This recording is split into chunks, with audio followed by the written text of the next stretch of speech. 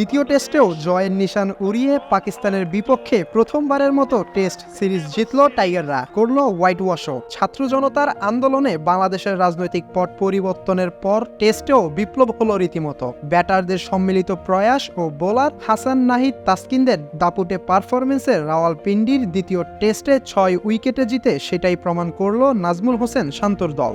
ইমোশনটা আসলে মুখে বলা মুশকিল, কঠিন হবে, কারণ এ ধরনের অ্যাচিভমেন্ট আমার কাছে ব্যক্তিগতভাবে আমার কাছে বাংলাদেশ ক্রিকেটের one of the best movement আমার কাছে মনে হয়। আর মুশফিক ভাই, সাকিব ভাই যখন ব্যাটিং করছিল আমরা সবাই ড্রেসিং রুম থেকে যাচ্ছিলাম যে এই দুজনই খেলাটা শেষ করুক। এত বছর ধরে ওনারা বাংলাদেশের হয়ে খেলছেন, কত ম্যাচ জিতিয়েছেন, বাট এ ধরনের ম্যাচ জেতা একটা অনেক স্পেশাল এবং আমরা সবাই যাচ্ছিলাম এবং আলহামদুলিল্লাহ সবাই অনেক খুশি। নিজেদের ২৪ বছরের টেস্ট ইতিহাসে বাংলাদেশ এর আগে হোয়াইট ওয়াশ করেছিল ওয়েস্ট ইন্ডিজকে দুবার ও জিম্বাবুয়েকে একবার। তবে এবার এই তালিকায় যুক্ত হলো পাকিস্তানের নামও। ২০০৯ সালের জয়টা ছিল দ্বিতীয় সারির ওয়েস্ট ইন্ডিজের বিপক্ষে তাদেরই মাটিতে, আর এবারের সাফল্য সময়ের অন্যতম সেরা দলের সঙ্গে। এই ম্যাচে বাংলাদেশের দাপট এতটাই ছিল যে পেসার মীর হামজা, খুররম শেহজাদরা নয়, বরং বেশি ভয় ছিল বৃষ্টি আর কালো মেঘ নিয়ে। অথচ একটা সময় টেস্ট বাঁচাতে বৃষ্টির প্রার্থনাই করতেন বাংলাদেশের সমর্থকরা। রাওয়ালপিন্ডিতে শেষ দিন সকালে বজ্রসহ বৃষ্টির সংখ্যা থাকলেও শেষ পর্যন্ত সূর্য হেসেছে সকাল থেকে, আর সেই হাসি ছড়িয়েছে বাংলাদেশিদের ব্যাটেও।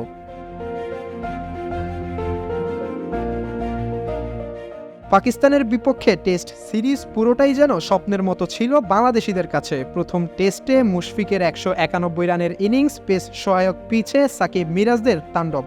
তবে দ্বিতীয় টেস্টটাই যেন রেকর্ডে পরিপূর্ণ। কি নেই আসলে এই ম্যাচে? প্রথম ইনিংসে ৫ উইকেট নিয়ে রাওয়ালপিন্ডির অনার্স বোর্ডে নিজের নাম লিখিয়েছেন মেহেদী হাসান মিরাজ। চুপ থাকেননি পেস ইউনিটও। দ্বিতীয় ইনিংসে 5 করে সেই লিস্টে নাম লেখালেন হাসান মাহমুদও। এদিকে প্রথম ইনিংসে টাইগারদের ব্যাটিং ধস নামলেও ৭ নম্বরে নেমে দলের হাল ধরলেন লিটন দাস। ১৩৪ রানের লম্বা ইনিংস খেলে দলকে নিয়ে গেছেন জয়ের দ্বার প্রান্তে।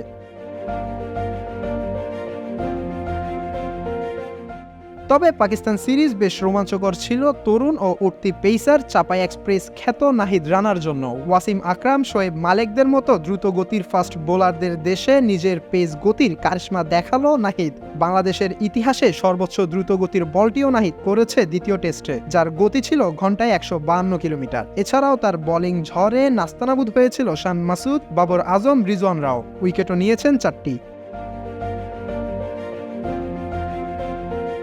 দ্বিতীয় টেস্টে ম্যান অব দ্য ম্যাচ হলেন লিটন দাস ও ম্যান অব দ্য সিরিজ মেহেদী হাসান মিরাজ। তবে আরেকটা ইতিহাসও বোধহয় হয়ে গেল আজ। হত্যা মামলা মাথায় নিয়ে সাকিবের আগে যে কেউই দলের হয়ে উইনিং রান নেয়নি। সব মিলিয়ে নতুন এক বাংলাদেশকে দেখল ক্রিকেট বিশ্ব। এই অদম্য ও আত্মবিশ্বাসী দলটার খোঁজেই হয়তো ছিল বাংলাদেশ, যারা শত বাধা পেরিয়ে ছিনিয়ে আনবে জয়, রচনা করবে একটি ইতিহাস।